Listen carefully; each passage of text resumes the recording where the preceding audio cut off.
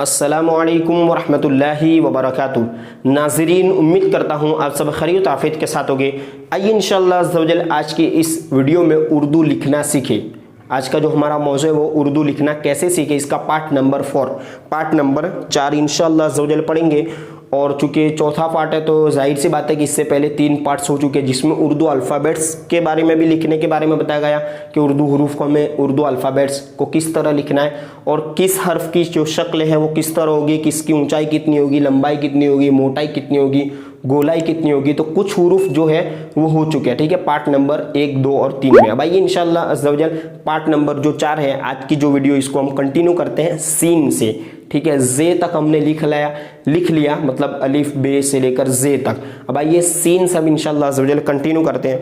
तो जो बात मैं आपको पहले से बताता आ रहा हूँ कि जो लाइन की जो लंबाई है, जो सिंगल लाइन वाली कापी, जो खुली कापी आती है सिंगल लाइन वाली, इसे में हमें लिखना सीखना है, ठीक है। तो देखिए सीन की जो लंबाई है मैंने आपको पहले भी बताया था कि ये सेंटर पॉइंट है, फिर ये ऊपर, ठीक है, फिर ये नीचे। तो हमें इसी तरह इसकी जो शुरुआत है, हर्फ की शुरुआत कहाँ से करेंगे, तो देखिए इसमें सबसे पहले क्या होगा, यहाँ से हम इसकी शुरुआत करेंगे। तो ये एक दंदान, ये दूसरी दंदान और ये तीसरी दंदान में क्या होगा, ये इसकी गोलाई हमें इसी के मुकाबले में लानी है, ठीक है। ये जो लकीर है इसी के मुकाबले में। और बहुत सारे लोग क्या करते हैं, सीन या शीन दोनों में फ़र्क नहीं है। ये इसको हम छोटी सीन भी कहते हैं, पतली आवाज़ जिसकी होती है, और एक आती है बड़ी शीन। आपने देखा होगा 3 नुक्ते है ना, जो इस तरह मतलब बनी हुई रहती है, ये बड़ी शीन, इसको नुक्ते वाली कहते हैं। अब बहुत सारे बच्चे क्या करते हैं लिखने वाले कि इनकी जो दंदाने हैं ये इसको सेम इसी तरह बनाते, यूँ और यूँ फिर यूँ। तो ये दंदान इतनी बड़ी बड़ी नहीं रखनी, हालांकि जो दंदान की जो लाइन है वो तिरछी होगी।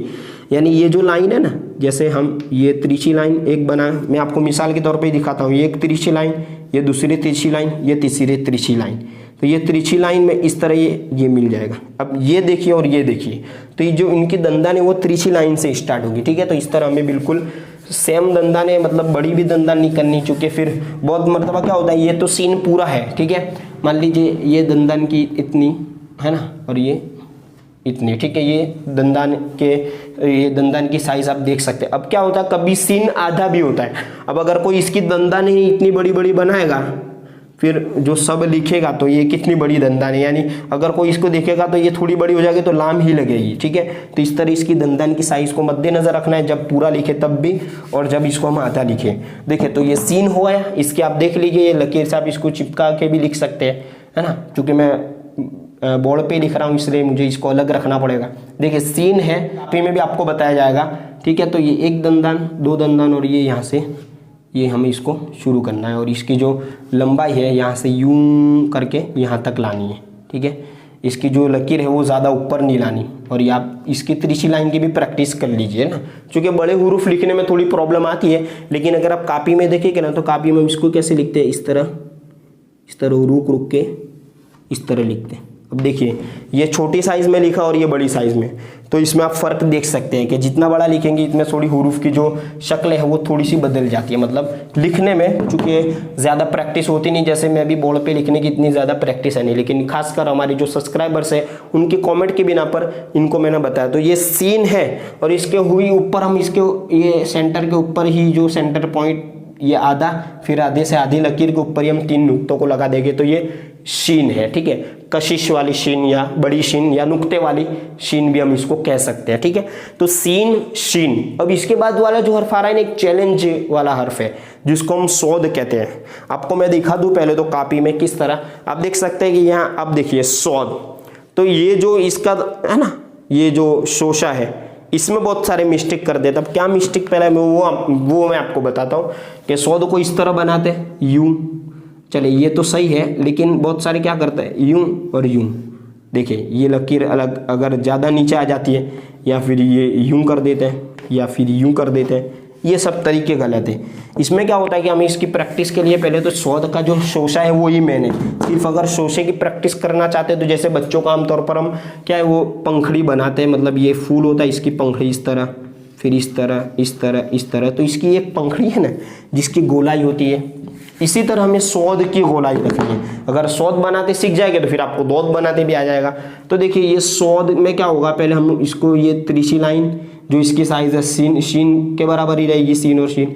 तिरछी लाइन ले जाएंगे पीछे और यहाँ से मोड़ेंगे, ठीक है, ये यूं मोड़ेंगे, फिर आगे ला करके हम इसको इस तरह बनाएंगे। अब आप देख सकते हैं कि ये जो फर्क है, अब बहुत सारे क्या करते हैं कि इसकी जो लकीर है यहाँ तक ही रखते हैं, यहाँ तक ही रखते हैं, इसमें ज़्यादा गैप नहीं होनी चाहिए, डिस्टेंस कम रखना है। फिर ये यूं ला करके, या आप इसको यूं भी ला सकते हैं, यूं लाकर फिर इसके जो गोलाई है नून की तरह या शीन की जो गोलाई है, गोलाई बनाने में आसानी होगी।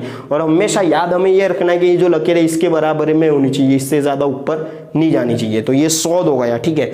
अब सौद बनाने में जो मिस्टेक करते हैं वो मैंने आपको बता दी। अब इसी तरह उर्दू पढ़ने में तो हम सौद के बाद दौद नहीं कहते, बल्कि इसको हम जौद कहते हैं ना, जौद। तो दौद भी अरबी में पढ़ा जाता है। अब जौद को भी हम सेम इसी तरह इसकी ऊंचाई से ही हमें बनाना है, ठीक है। इसकी जो तिरछी लाइन है इस तरह शुरू करके और यहाँ से फिर ये एक नुक्ता लगा देंगे तो ये जौद हो जाएगा, ठीक है। ये आपको याद रखिए कि ये जो लाइन है ना, ये तिरछी लाइन होनी चाहिए, ये दोनों। जैसे हम यूं दो तिरछी लाइन बनाएंगे फिर इसको ऊपर बनाएंगे तो ये दोनों तिरछी लाइन से टच हो जाएगी लकीर। इसकी गोलाई हमें तिरछी लाइन के मुताबिक रखनी है। तो ये क्या होगा यार, सीन, शीन, सौद और दौद। अब इसके बाद वाले जो हर्फ है वो है तो, जिसको हम तोय भी कहते हैं। तो इसमें तो जाहिर सी बात है अलिफ की ऊंचाई हमने याद रखा है कि 2 लाइन के सेंटर में, तो हमें अलिफ तो बना ही देना है। और अलिफ बनाने के बाद हमें बैक जा करके इस तरह आ जाना है, ठीक है, इस तरह। अब ये लकीर को ज़्यादा बाहर नहीं लाना। बहुत सारे क्या करते हैं, इस तरह करते हैं फिर यूं, या फिर ये टेढ़ी बनाते हैं फिर यूं, या लकीर को सीधी रखते हैं फिर इसको ज़्यादा कर देते हैं। तो इस तरह से हमें नहीं बनाना, बल्कि अलिफ की जो ऊंचाई है वो हमें याद रखनी है। जो लाइन है इसके आधे से अलिफ की ऊंचाई होगी, इसको शुरू करके फिर बैक ले जाके इसकी जो सौद का जो शोशा था इसी तरह में इसका शोशा बनाना है। तो ये हो गया तो, ठीक है। जो हम तोया छोटा सा बनाते हैं तो वो भी इसी तरह बनता था तो, ठीक है, जिसको हम तोय भी कहते हैं। जैसे तोता लिखा जाता है तो तोता में यही तो आता है। अब तो के बाद वाला जो हर्फ है वो है जो, ठीक है। तो के बाद क्या है, जो। अब तो और जो में फर्क कुछ नहीं है, तो है। अब इसी तरह हम इसको भी बनाते हैं, इस तरह अलिफ की ऊंचाई, फिर इस तरह इसको हम बैक ले गए और ये अब ये नुक्ता लगा देंगे, ठीक है, सेंटर में। तो ये जो हो जाएगा, ये क्या हो जाएगा, जो, तो और जो, ठीक है। जैसे जुल्म लिखते हैं ना, जुल्म में तो इसमें जो लिखा जाता है, जुल्म, जालिम। तो और जो। इसके बाद वाला हर्फ है आइन, ठीक है। बहुत ये मतलब हार्ड हर्फ है। इसको देखिए प्रैक्टिस में पहले तो हमें क्या करना है कि ये जो सेंटर पॉइंट है, सेंटर पॉइंट के ऊपर वाली जो लकीर है, ठीक है, इसको याद रखना है। तो आइन का जो सर है वो हमें तिरछी लाइन से शुरू करना है, ऐसे।